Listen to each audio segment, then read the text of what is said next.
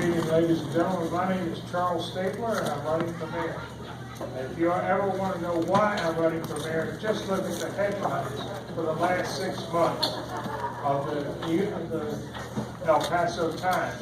And even ABC, CBS, and NBC will tell you the same thing along with Fox News. There's nothing new, but they keep recurring all the time. This is why I'm running for mayor, because I think I can pull them out of the doldrums and get them running in the correct edition.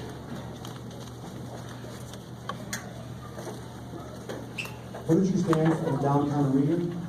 Where do you see as the best location? And how do you plan on getting it filled with people?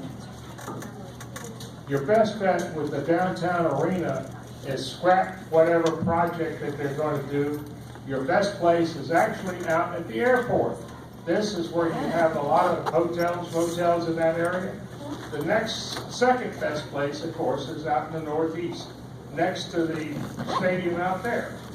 It's a lousy location for 3 reasons. Number one, you're going to tear up a lot of land, and it's going to take you forever to get that land negotiated.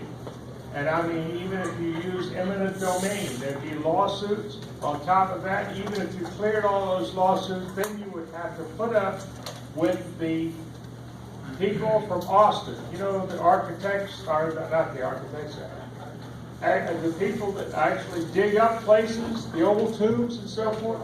They got the picks and shovels, but the pick is only about the size of my thumb, and the shovel's about that size. So you can figure how long it's going to take to actually take and do that particular area. What are the top 3 priorities that you will address on your first day if you are elected? And given that this is International Women's Day and that Hispanic women earn less than half of what white men do in this community for wages, what will you do to promote gender equality? Oh, boy, I love that particular answer. However, to tell you the truth, let's take my first 3 priorities. Number 1, the police and fire and EMT as number 1. Number 2 is the roads. The roads in this town are terrible. We have a lot of problems. And then, of course, number 3 is going to be taking care of trying to get a budget that is manageable, which is my 3 top priorities. Now, as for the women, hey, I'd love to see them come into the thing. I'd love to see them get the education and be able to move ahead as quickly as possible on an equal basis with men. However, I don't know if I'm going to be in charge of that or not, but that's the way I see it. And I'd like to see more women in more productive jobs getting the pay that they deserve. Well, I'd just like to follow up on that question. You'd like to see them getting better jobs and better pay, but how exactly would you go about doing that? It's one thing to talk about it and wish it, but how would you willfully complete those statements? Well, one of the areas that I think we can actually make a good, solid economic move is in the heritage tourism. Believe me, we are understated in this town. We could very easily actually have much more people coming into this town because we have 400 years of history. Now, that little town 300 miles west of here is making a fortune. Day after day, they reenact something that happened 150 years ago.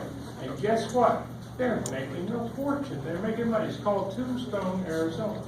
Now, one of the things that another city 600 miles east of here is making a fortune doing is because they caught on to heritage tourism. Now, believe it or not, that is an equal opportunity employer because we can have a lot of people that can be entrepreneurs. Jason, you have a 2-minute closing. All right, the 2-minute closing. I think you've heard my argument that we do have a problem in City Hall. I think I may not necessarily fix it, but I think I can move us in the right direction to where we could listen. There have been times that I have gone before the city council. And I noticed, even when I'm on my best day, and I've had a day or two, it was good, they weren't listening. They were not listening to the problems that they had, that the people are bringing to them. Their minds were already made up. This is a problem I think that we need to change, to actually give the people a chance to come before City Hall and be heard rather than be ignored. Thank you very much.